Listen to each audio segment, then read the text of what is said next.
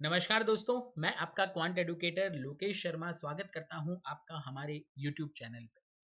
दोस्तों, आज मैं ये जो वीडियो अपलोड कर रहा हूं, ये वीडियो एक सिंगल वीडियो नहीं है। It will be a series of some videos. और इस वीडियो में मैं थोड़ा-सा बच्चों को आइडिया देना चाहता हूँ कि काफ़ी सारे बच्चे इस चीज़ की डिमांड कर रहे हैं, क्योंकि एसबीआई क्लरिकल का लेटेस्ट रिक्रूटमेंट आउट हुआ है और बहुत सारे बच्चे इस साल के लगभग बैंकिंग के जितने एग्ज़ाम्स हैं, लगभग ओवर हो चुके हैं। तो आखिरी इस साल का बड़ा एग्ज़ाम एसबीआई क्लरिकल आपके सामने है। और बहुत सारे बच्चे अभी भी इसी कंफ्यूजन में हैं या इसी चक्कर में हैं कि सर प्री और मेंस को कैसे समझा जाए। क्योंकि बहुत सारे बच्चों का ये रहता है कि सर प्री में तो दिक्कत नहीं है, मार्क्स भी अच्छे आ रहे हैं, मॉक्स दे रहे हैं, मार्क्स भी काफी बढ़िया है, बेहतर है, बट मेंस में बिल्कुल ही समझ में नहीं आ रहा है। क्योंकि कई बच्चों ने इस साल के लगभग प्री भी दिए हैं, मेंस भी निकाले हैं, लेकिन मेंस को फाइनल क्वालिफाई करने में बहुत बच्चों को दिक्कत रही है, या फिर दिया भी है जिसका रिजल्ट अवेटेड है, बट इतनी कोई खास उनको उसमें उम्मीद नहीं दिख रही है। रीजन सिंपल है, क्योंकि वो प्री और मेंस के बीच में ज्यादा डिफरेंशिएट नहीं कर पाते हैं। और दोस्तों, होता भी ये है कि बच्चे जब तैयारी शुरू करते हैं ना, जो नए स्टूडेंट रहते हैं, जो अभी जिनको अभी तैयारी करते हुए शायद 6 महीने 8 महीने हो चुके हैं, मैं उनको भी नया ही कंसीडर करूंगा, क्योंकि उन्होंने पहली बार सारी एग्जाम्स को फेस किया है। ठीक है ना? तो उनके साथ दिक्कत ये होती है, शुरुआत से उनको ये फीड किया जाता है कि आप पहले प्रीलिम्स को फोकस करिए, क्योंकि प्रीलिम नहीं निकलेगा तो मेंस का पढ़ के करोगे क्या। तो ये एकदम गलत अवधारणा है, या ये एकदम गलत लॉजिक रहता है। तो मेरा ये हमेशा से मानना रहा है कि अगर आप वाकई में बैंकिंग एग्जाम्स को फोकस कर रहे हैं, प्री और मेन साथ में लेके चलिए। You are not preparing for such exam जिसमें प्री और मेंस के सब्जेक्ट्स अलग हैं। जैसे यूपीएससी वगैरह है या कोई स्टेट सर्विसेज होती है, वहां प्री और मेंस दोनों के सब्जेक्ट्स अलग होते हैं। बच्चों, बैंकिंग एग्जाम में वही के वही सब्जेक्ट्स आपको फेस करने होते हैं, जो प्रीलिम्स में है वही मेंस में है, बट एक जनरल अवेयरनेस एडिशनल आ जाता है। राइट? तो ऐसा नहीं है कि आप अपनी तैयारी को प्री और मेंस में बहुत अच्छे तरीके से बांट के मैनेज कर सकते हैं। और बहुत सारे बच्चे इसमें फंसते हैं। वो क्या करते हैं, अपनी तैयारी का मैक्सिमम हिस्सा वो प्रीलिम की तैयारी में लगा देते हैं, और थोड़ा ही पार्ट वो मेंस को दे पाते हैं, और वो उतना सफिशिएंट नहीं रहता। और आपको ही पता है, प्रीलिम केवल क्वालिफाइंग है बैंकिंग एग्जाम में। अगर आप प्रीलिम में 100 में से 100 भी ले आओगे, तो कोई गारंटी नहीं है कि मेंस में आप बहुत अच्छा कर पा रहे हैं। ठीक है? क्योंकि वो 100 स्कोर वहां पे नलीफाई हो जाएगा when you enter into the mains. ठीक है? तो ये मेरी एक सजेशन सभी बच्चों को है कि भैया प्री और मेंस को समझ लीजिए, डिफरेंस क्या है। तो मैंने एक सीरीज आप लोगों के लिए क्रिएट की है, टॉपिक टू टॉपिक सीरीज में इसको लेके चलूंगा। जैसे आज इस वीडियो में मैं कुछ टॉपिक डिस्कस करूंगा आपके साथ में, कि कैसे इन टॉपिक्स को टैकल किया जाए, अगर आप पढ़ रहे हैं इन टॉपिक्स को, इनमें डिफरेंशिएट कैसे किया जाए। ठीक है? तो इस सीरीज को जरूर देखिएगा और अपने दोस्तों के साथ शेयर भी कीजिएगा। ठीक है? बहुत ही अच्छे से हर टॉपिक की चीजें लेके मैं आपको क्लियर करूंगा। तो सबसे पहले सबका फेवरेट टॉपिक, जो प्री और मेंस दोनों में ही स्कोरिंग रहता है usually, that is quadratic equations. ठीक है बच्चे? क्वाड्रेटिक इक्वेशन एक ऐसा टॉपिक है जो प्रीलिम में भी अगर आएगा तो स्कोरिंग रहेगा, इवन मेंस में भी आएगा तो स्कोरिंग रहेगा। लेकिन बहुत सारे नए बच्चे मेंस में क्वाड्रेटिक इक्वेशन को देख के हैरान हो जाते हैं, और वो क्यों होते हैं उसका लॉजिक आपको मैं अभी क्लियर करूंगा, एक एक एग्जांपल दोनों का लेके बता रहा हूं। देखिए, अगर प्रीलिम में जो क्वाड्रेटिक इक्वेशन आती है, ये एकदम रेगुलर पैटर्न है जो आपको डे 1 से शायद पढ़ाया जा रहा है। बिल्कुल नया, बिल्कुल वही क्वेश्चंस, वैसे ही questions, x square plus 8x plus 15 is equal to 0। तो बहुत ही क्लियर है, 8x को हमें ऐसे दो टुकड़ों में बांटना होगा जिसका प्रोडक्ट 15 आ सके। तो that will be 5 and 3, sign change करेगा, कोएफिशिएंट की वैल्यू 1 है, तो यानी आपके जो रूट्स निकल के आएंगे इसके होंगे -3 एंड -5। Got it? बहुत क्लियर। y की वैल्यू की अगर हम बात करें, 30 को ब्रेक करना है, 11 में सम 11 आना चाहिए, प्रोडक्ट 30 आना चाहिए, तो दैट वुड बी 6 एंड 5, यानी -6 एंड -5। ओके? तो कंपैरिजन बड़ा क्लियर है, x will be greater than और इक्वल टू y। ये बात क्लियर रही? तो ये इस तरह के सवाल आपके प्रीलिम में रहते हैं, और इस तरह के सवालों की आपने भरपूर प्रैक्टिस भी की होगी। लेकिन बहुत बारी आजकल क्लैरिकल हो चाहे पीओ लेवल का मेंस हो, वहां पे क्वाड्रेटिक इक्वेशन का कंसेप्ट पूछने का जो लॉजिक है वो पूरा बदल जाता है। ठीक है? मेरा ये मानना है, जो मैंने अभी तक देखा है, वो रिवर्स लॉजिक पे चलना शुरू कर देते हैं। मेंस टफ इसीलिए होता है क्योंकि देखिए, जब आप बेसिक पढ़ते हो या जब आप अपने कंसेप्ट बिल्ड कर रहे होते हो, तो आपको एकदम सीधे रास्ते से सिखाया जाता है। जैसे हमने यहाँ क्वाड्रेटिक देखा, तो क्वाड्रेटिक को तोड़ने का तरीका क्या है? ठीक है, अब इनमें क्या होता है, बच्चे इसमें बहुत ज्यादा लॉजिक नहीं रहते हैं और वैल्यू भी एग्जाम में बहुत छोटी आती है। तो कई बार ऐसे होता है, मोस्टली जो वैल्यू यहाँ आ रही होती है वो हमें याद भी होती है, वो हमने प्रैक्टिस में अनेकों बार अपने हाथ से निकाली होती है। तो यहाँ हम अपने दिमाग को सेकंड थॉट भी नहीं देते हैं, ठीक है ना। लेकिन जब मेंस की बारी आती है तो यहाँ पे आपकी प्रोसेस चेक होती है, क्योंकि आपको बेसिकली यहाँ पे रिवर्स आना होता है, उल्टा आना है। क्यों? क्योंकि वो क्या करते हैं आजकल, they will give you the root. जैसे यहाँ पे इसने कहा sum of the roots of equation 1 is 3.25, यानी आपको एक क्वाड्रेटिक इक्वेशन दी गई है जो कि इनकम्प्लीट है। अगर आप इस क्वाड्रेटिक इक्वेशन इसको कंपेयर करोगे, यहाँ पे ये अननोन वेरिएबल दिया हुआ है, एक्स तो होता ही है रूट जिसके चाहिए होता है, और ए हमारा अननोन वेरिएबल है, करेक्ट। और यहां पे इसने हमें सम ऑफ द रूट दिया है। अगर वन ऑफ द रूट देता तो मैं एक्स की जगह मतलब वैल्यू को रिप्लेस करके आराम से निकाल लेता, लेकिन it is giving you the sum of both the roots. तो यहां बच्चा पैक हो जाता है कि यार ये तो मैंने पढ़ा ही नहीं, क्योंकि उसने अपना ज्यादा समय इस तरह के सवालों पे बिताया है। वो ये सवाल दिन और रात, लेफ्ट और राइट दोनों हाथों से सॉल्व कर सकता है, लेकिन जब मेंस में इस तरह के सवाल देखता है, इंफॉर्मेशन बहुत सारी होती है दोस्तों, इनपुट्स बहुत सारे होते हैं, लेकिन जो बेस लॉजिक है वो वही रहता है, ठीक है। तो फर्क समझा रहा हूं, अगर आप समझ पाए तो आपके लिए बेहतरीन हो जाएगा। देखिए कंसेप्ट अभी भी वही काम करेगा, कंसेप्ट नहीं चेंज हो सकता, चाहे वो प्री का क्वेश्चन हो चाहे मेंस का क्वेश्चन हो। अब मेरी बात को गौर से सुनिएगा, ठीक है। जो बच्चे प्री और मेंस में एकदम अलग से चीजें समझना चाहते हैं, स्पेशली ये सेशन नए बच्चों के लिए बना रहा हूं, और पुराने वो बच्चे जो बार बार अपनी गलतियों से सीख नहीं रहे हैं, ठीक है ना, इस सेशन को जरूर देखिए। देखिए हमारा क्वाड्रेटिक इक्वेशन का लॉजिक बड़ा क्लियर रहता है। जैसे इस इक्वेशन को देखिए, x square plus 8x plus 15 equals to 0 है, करेक्ट है मेरी बात? सुनना इस चीज को।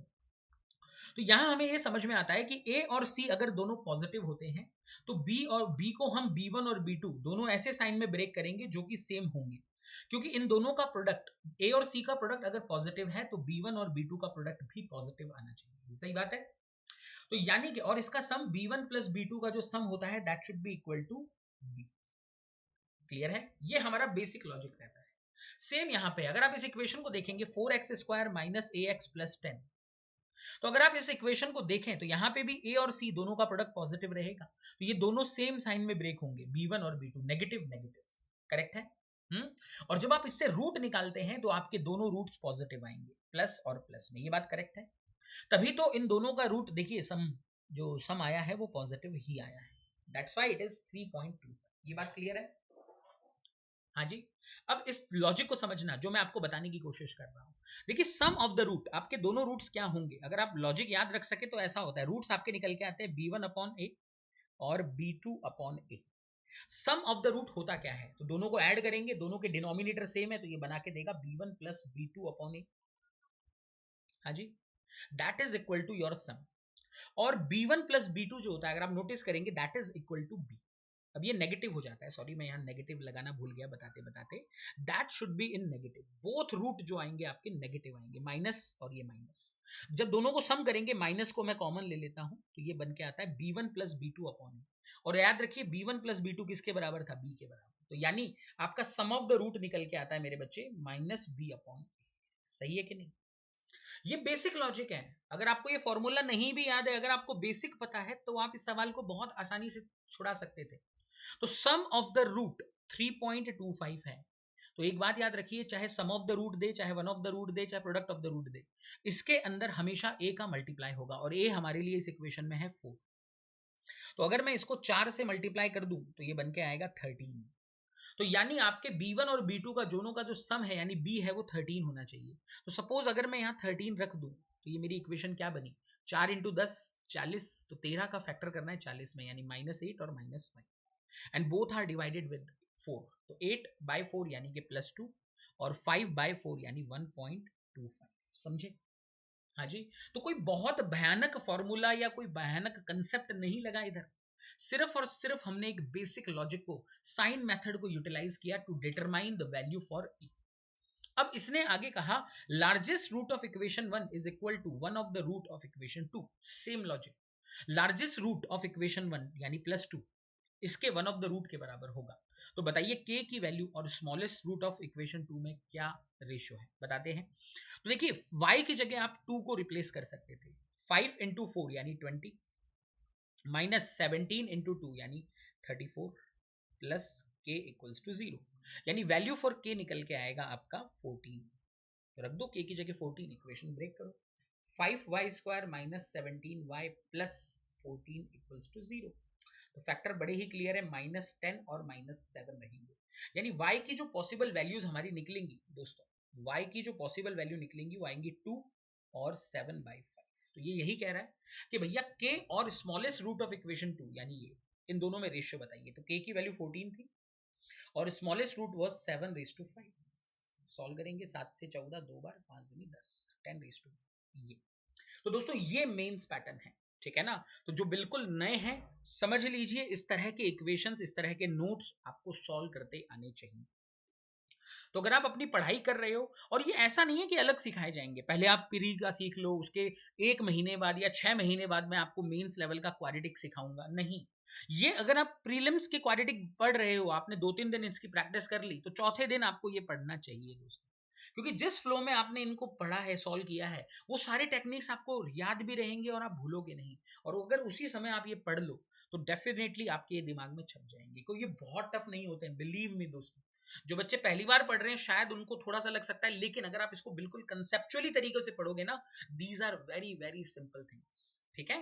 तो जब भी आप इसको बारे में पढ़ाई कर रहे हो तो प्लीज क्वाड्रेटिक इक्वेशन प्रीलिम्स और मेंस लेवल को साथ रखते हुए पढ़िए। अगर आप प्री की प्रैक्टिस कर रहे हो तो मेंस की भी प्रैक्टिस करिए, इसके कंसेप्ट को भी लर्न करिए, आपको कभी रिग्रेट फील नहीं होगा, ठीक है प्यारे बच्चों। तो ये था हमारा पहला टॉपिक जिसके बारे में हमने बात किया, दैट इज क्वाड्रेटिक इक्वेशन। इसी तरह से एक और टॉपिक में बात करूंगा जो कि बड़ा स्कोरिंग टॉपिक रहता है बैंकिंग एग्जाम्स के लिए, प्री मेन सभी में, that is time and work.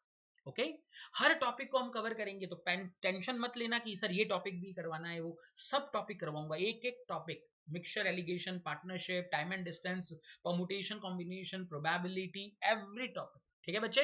तो प्लीज आप लोग कमेंट करके भी जरूर बताएं आपको ये सीरीज, ये इनिशिएटिव कैसा लग रहा है, ठीक है ना। हर टॉप वीडियो, इसकी एक सीरीज हम बनाने वाले हैं जिसमें सारे क्वांट के टॉपिक मैं आपको कवर करके दूंगा। हाँ, यहाँ पे मतलब ये नहीं है, आप ये मत एक्सपेक्ट करो कि मैं टॉपिक पढ़ा रहा हूँ, बस मैं आपको ये समझा रहा हूँ जो कंसेप्ट हम पढ़ रहे हैं वो कैसे वर्क करते हैं, ठीक है ना। क्योंकि प्री और मेंस ऐसा नहीं है कि मेंस के क्वेश्चन एकदम हवा से उतार के लिए जाएंगे, आसमान से उतार के लाएगा एग्जामिनर, जी बिल्कुल ऐसा नहीं है। बिल्कुल वही चीजें जो हम प्री में पढ़ रहे हैं, बस उनको डिफरेंट तरीके से अप्लाई करना होता है इन द मेंस एग्जामिनेशन। तो देखिए यहाँ फंडा सिखाता हूँ, आप ध्यान से सुनिएगा। ये कहता है 3 लोग हैं, स्मिथ, कैट एंड जॉन, ठीक है। तीनों मिलके एक काम को 40/3 डेज में करते हैं। ये प्री लेवल है दोस्तों। अगर टाइम एंड वर्क का प्री लेवल पे आप क्वेश्चन देखोगे, इस तरह के क्वेश्चन दिखाई देंगे। तो ये कहता है 40/3 डेज में काम करते हैं। तो एक बात याद रखिए, अगर आपको समय फ्रैक्शन में देते हैं तो न्यूमरेटर जो होता है that will show the total work, and denominator जो होता है that will show the total efficiency. ये फंडा होता है। उसके बाद ये तीनों की एफिशिएंसी का रेशियो दे रहे हैं 4, 3 एंड 2। जब मैं 4, 3 और 2 को सम करता हूं तो तीनों की एफिशिएंसी 9 आ रही है। हमारे इस फ्रैक्शन के हिसाब से तीनों की एफिशिएंसी 3 आ रही है, बट यहाँ पे 9 है। तो क्या करिए, इसको 3 गुना कर दीजिए दोनों को, तो ये बन के आएगा 120/9, यानी मेरा टोटल वर्क 120 है अगर तीनों की एफिशिएंसी का सम 9 है तो वो कहता है बताइए कैट को काम करने में कितने दिन लगेंगे। तो कैट की एफिशिएंसी 3 है तो 120/3, टोटल वर्क तो 120 ही रहेगा, बटे 3 यानी 40 जी। So that is the logic in prelims, जो हम आराम से बना लेते हैं, हम हंसते खेलते हैं और हमें लगता है टाइम एंड वर्क का कंसेप्ट आ गया भाई, अब हम दुनिया में आग लगा देंगे। ये ऐसा नहीं है। लेकिन जैसे ही आप मेंस में पहुंचते हो आपको इस तरह का सवाल दिखाई देता है। लैंग्वेज में मत जाना कि लैंग्वेज बड़ी है इसलिए टफ है, नहीं। लैंग्वेज छोटी भी आती है कई बार, लेकिन फिर भी क्वेश्चन आपको परेशान और हैरान कर सकता है। से समझना, देखो यही डिफरेंस सिखाने के लिए ये सीरीज मैं आप लोगों के लिए लाया हूँ। अगर आपको अपनी तैयारी में थोड़ा भी डाउट है, सेल्फ डाउट है कि यार हम सही जा रहे हैं कि नहीं, आपको ये जो सीरीज है बड़ा हेल्प करेगी, जस्ट टू गाइड यू कि yes we are moving in the right direction और नॉट। ठीक है प्यारे बच्चे, चलिए आगे बढ़ते हैं। फिर ये सवाल को पढ़े। ये कहता है the difference between the time taken by A alone and the time taken by B alone to complete the work in 4 days। यानी ए और बी में 4 दिन का अंतर है, बट कौन कितने दिन ले रहा है नहीं पता, और कौन ज्यादा है कौन कम है ये भी नहीं पता। फिर ये कहता है the time taken by, difference between time taken by B alone and time taken by C alone to complete the same work is 6 days। यानी बी और सी के डेज में जो डिफरेंस है डेज का वो 6 दिनों का है, लेकिन हमें ये भी नहीं पता कौन ज्यादा कौन कम। तो ए और सी का रिलेशन में डायरेक्ट बता नहीं पाऊंगा, रुकते हैं। फिर ये कहता है A is more efficient than B. Okay, तो अगर ए बी से ज्यादा एफिशिएंट है, ध्यान से सुनिएगा, अगर ये एफिशिएंसी की बात कर रहा है, and B is more efficient than C, ठीक है ना, तो ये एफिशिएंसी पे बात हो रही है। तो यानी टाइम जो होता है एफिशिएंसी का रेसिप्रोकल होता है, यानी ए को समय बी से कम लगेगा, बी को समय सी से कम लगेगा। ये इनके टाइम की बात होगी, तो सी को सबसे ज्यादा और ए को सबसे कम। यानी ए को अगर x डेज लग रहे हैं तो बी को x प्लस 4 डेज और सी को x प्लस 10 डेज। ये बात करेक्ट है क्या बच्चे? ये मेरा अजम्पशन आ गया है। फिर ये कहता है ए और सी मिलके एक काम को 5 सही 7/13 डेज में करते हैं। समझे? तो 5 सही 7/13 का मतलब होता है 72/13। ये बात क्लियर रही? सुनिएगा, तरीका बता रहा हूं। अब इसको सॉल्व करना है, तो ये पूछ रहा है बताइए ratio of time taken by C and B to complete the whole work alone. तो सी और बी को अकेले काम करने में जो समय लगेगा उसका रेशियो क्या होगा। सुनते चलिएगा दोस्तों, बहुत प्यारी चीज है ये। अब देखिए हमारे पास पहली बात डेज तो है नहीं, इवन इनकी एफिशिएंसी में भी कोई रिलेशन हमें दिया नहीं है, तो कैसे करना है। यहां मैं 13 को बांट नहीं पाऊंगा, ए कितना है और सी कितना है, ठीक है ना। ये एफिशिएंसी में बांट नहीं पाऊंगा, तो इसलिए हम क्या करते हैं, मेथड का यूज करते हैं। मेथड कैसे होगा, तो देखिए ए को अगर एक्स डेज लग रहे हैं यानी ए की efficiency will be like 1/x, C का efficiency will be like 1/x plus 10 and that is equal to दोनों का मिला के एफिशिएंसी इज 13/72। ये हमारा इक्वेशन फॉर्मेशन होता है।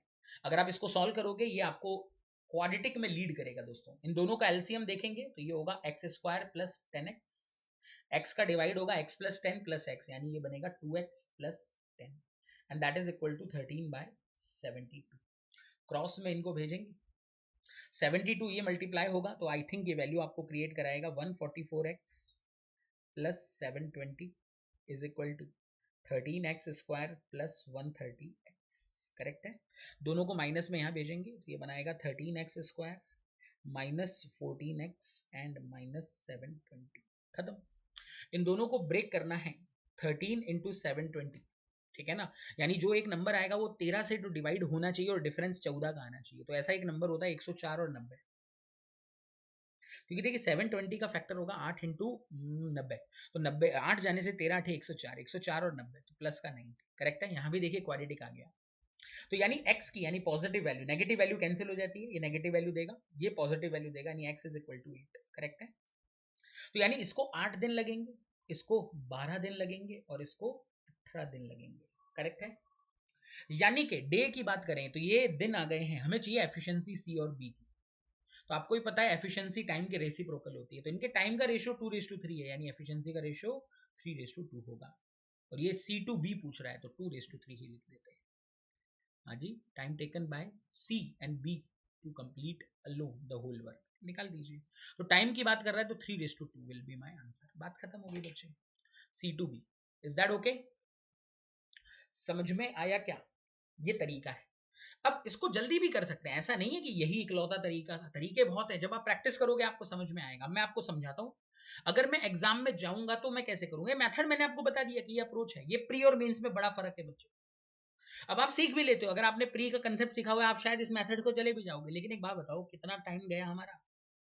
अब यहाँ पे हमारी अल्ट्रा टेक्निक काम आती है, ठीक है ना। ये मैं हमेशा बातें करता हूँ जहां हमको समझ में आ जाए। दोस्तों ये जो बात मैं आपको बता रहा हूँ, जब आपको ये समझ में आने लग जाए कि यार इक्वेशन देख के समझ में आ गया कि यार क्वाड्रेटिक इक्वेशन को लीड करेगा, जिस दिन आपको ये चीजें समझ में आने लग जाए कि यार it will lead to quadratic, it's always better to hit use option और go by hit and trial. अब यहाँ हिट एंड ट्रायल से कैसे जाएंगे, अभी मैंने आपको एक चीज बताई थी, इन दोनों का टोटल वर्क ऊपर आएगा और दोनों की एफिशिएंसी नीचे रहेगी। बात क्लियर है? और ये एफिशिएंसी है किसकी, ए और सी की मिला के, यानी 13। Got it? तो हिट एंड ट्रायल ये कहता है ए और सी में 10 दिन का अंतर है और इनका टोटल वर्क 72 है, यानी जो मतलब हमारा डेज होंगे उनमें 10 का अंतर आना चाहिए। तो देखिए 72 से डिवाइड होने वाले ऐसे कौन से नंबर है जिनमें 10 का अंतर है। तो अगर मैं देखूं 1 और 11, तो 11 से 72 नहीं जाएगा। 2 और 12 ऐसा एक पेयर बनाते हैं। 3 13 नहीं है, 4 14 नहीं है, 5 15 नहीं है, 6 16 नहीं है, 7 17 नहीं है, 8 18 एक ऐसा पेयर बना रहे हैं। 10 दिन का अंतर है। गो फॉर इट, चेक करके देख लीजिए, ठीक है ना। ये 2 पेयर मिल गए, 72 से 2 गया यानी 36। 2 दिन तो हो नहीं सकते, और इसके हिसाब से ये 12 होगा, फिर ये 6 होगा। करके देख लो एक बार अगर ये चीजें बैठ रही हैं क्या, ठीक है।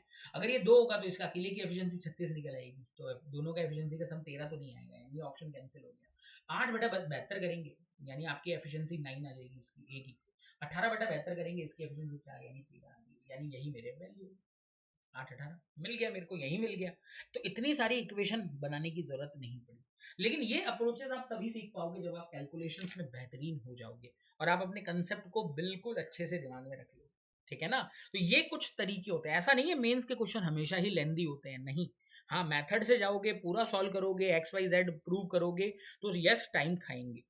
लेकिन अगर आपको हिट एंड ट्रायल तरीका या फिर आपने कंसेप्ट को बहुत अच्छे से समझा है, ठीक है, अगर आप नंबर के साथ अच्छा प्ले कर सकते हो, तो definitely you can have upper hand from your competition. ठीक है बच्चे? तो उसी तरह से ये सवाल समझाया है।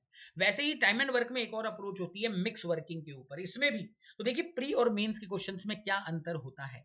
अब आप देखोगे लैंग्वेज वाइज मेंस का क्वेश्चन छोटा लग रहा है, तो आप सोचोगे अरे तो इजी है, हल्का सा तो लैंग्वेज, नहीं, कंसेप्ट है इसमें। ठीक है, बताऊंगा। पहले प्री का सवाल देखते हैं। तो ये कहता है 20 मैन इक्वल्स टू 25 वुमेन और 36 बॉय, यानी इसका मतलब समझते हो आप? 20 मैन जो है वो 36 बॉय के भी बराबर होगा और 20 मैन जो है 25 वुमेन के बराबर होगा। Is that okay? दोनों में 4 कॉमन है, तो यानी 5 man are equal to 9 boys. वैसे ही 5 कॉमन है, 4 man equals to 5 women. Got it? ये हमारा बेसिक लॉजिक है और इसने आपको 15 डेज और 9 आवर्स दे रखा है। अब का काम यही है। यहाँ और लिखा हुआ है, एंड लिखा होता तो अलग बात होती, यहाँ और लिखा हुआ है। ठीक है ना? फिर ये कहता है how many man must be associated with 10 women 18 boys to do the same work in 10 days 10 work. बताइए। तो इसमें कंसेप्ट लगेगा MDH M1 D1 H1 equals to M1 M2 D2 H2। लगाइए। किसी एक को पकड़ लेते हैं, तो मैन में कन्वर्जन करते हैं। मैन के आंसर मांगा है, तो 20 मैन है, 20 15 डेज 9 आवर्स। अब कितने मैन एसोसिएट करने हैं 10 वुमेन के साथ? देखिए 5 वुमेन 4 मैन के बराबर है, और 10 वुमेन 8 मैन प्लस 18 बॉयज, तो देखिए 9 बॉयज 5 मैन के बराबर है, तो 18 boys 10 man plus x man, ये पता नहीं है कितना है। And now they are taking how many time? 10 days 10 hours, तो 10 डेज 10 आवर्स। सॉल्व करें तो ये 2 से कट जाएगा, 2 से 5 बार ये जाएगा, 5 से ये जाएगा 3 बार, यानी 27। यानी यू आर रिक्वायर्ड 27 मैन, और उसमें से 8 प्लस 10 माइनस कर देंगे, यानी आंसर वुड बी 9। खत्म। ये होता है दोस्तों प्री का। कम कंसेप्ट, कम लिखना, जल्दी जल्दी कन्वर्जन, काम खत्म। कोई इक्वेशन फॉर्मेशन खास नहीं होती है। ठीक है ना? अब मेंस का लॉजिक क्या कहता है, देखो ये आपको कंफ्यूज करता है by using this kind of variables. फिर ये रेशियोज, ये सारी चीजों, अगर आपको कंसेप्ट अच्छा है, टफ नहीं है ये सवाल, लेकिन यस चेक करेगा आपको। उतना आसान भी नहीं जाएगा जितना शायद ये आसान गया है। हाँ, अभी कई बोलेंगे सर ये भी हमें नहीं समझा। हाँ, अगर हमने कंसेप्ट नहीं पढ़ा हुआ है मिक्स वर्किंग का या ग्रुप वर्किंग का, तो आपको शायद दिक्कत दे सकती है चीजें। ये आपको पढ़ने के बाद अगर आपको ये चीजें अगर समझोगे, तो बहुत आसान तरीके से मैं इनको एलोबरेट कर रहा हूँ। ठीक है? इसके लिए आप मेरे इसी चैनल पे कॉन्कर बैच है, मैंने बिल्कुल डिटेल में सिखा रखी है सारी चीजें। जाके देखिए, टॉपिक टू टॉपिक पूरा कंप्लीट कॉन्कर बैच हमने पढ़ा रखा है। ठीक है? फ्री है। ओके, आगे बढ़ते हैं। उसके बाद ये कहता है 24 man can do a work in x days. 24 man एक काम को एक्स डेज में करते हैं। 32 women can do the same work in x plus 8 days. अब आप सीधा इस इंफॉर्मेशन को M1 D1 लगा के कंपेयर नहीं कर पाओगे। क्यों? क्योंकि देखिए सबसे पहले टाइम इनका वेरिएबल में है, प्लस मैन और वुमेन की एफिशिएंसी का रेशियो भी नहीं पता, यानी एक साथ दो दो अननोन चीजें हैं। फिर ये साथ में कहता है ratio of work done by 15 man and 12 women in the same time is 3:1।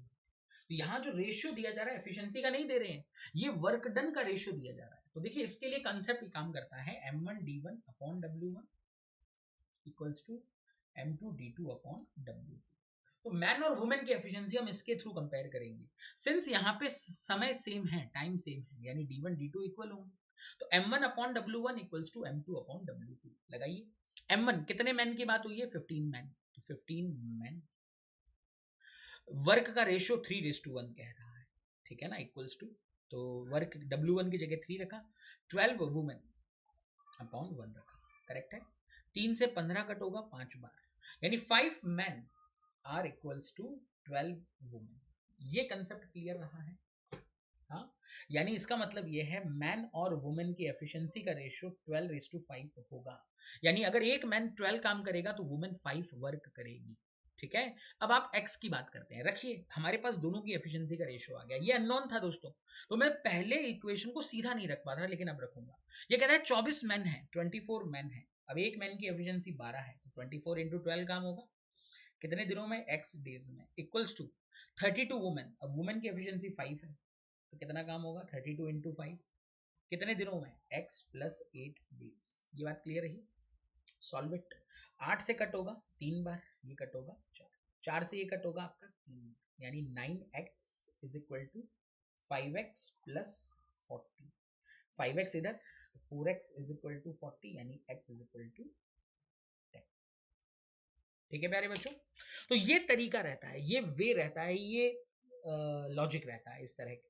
अब प्री और मेंस में मेजरली ये डिफरेंस है, कंसेप्ट दोनों में वही लगा है, m1 d1 h1 upon w1 equals to m2 d2 h2 upon w2, बिल्कुल वही कंसेप्ट, लेकिन तरीके में फर्क है। इधर वेरिएबल्स को यूज किया गया था, यहाँ पे कोई मतलब सॉरी इसमें मेंस में इसने वेरिएबल्स तक को यूज किया है, बट यहाँ पे वेरिएबल को यूज ना करते हुए सीधे सीधे आसान ऐसे वैल्यू दिए जो कट कुटा के आपके हाथ में आ जाए। ठीक है, तो ये मेजर फर्क होता है। अगर आप इस तरह से पढ़ाई कर रहे हो तो डेफिनेटली अगर आप प्री निकालने का कॉन्फिडेंस रखते हो तो मेंस में भी आपको फायदा मिलेगा।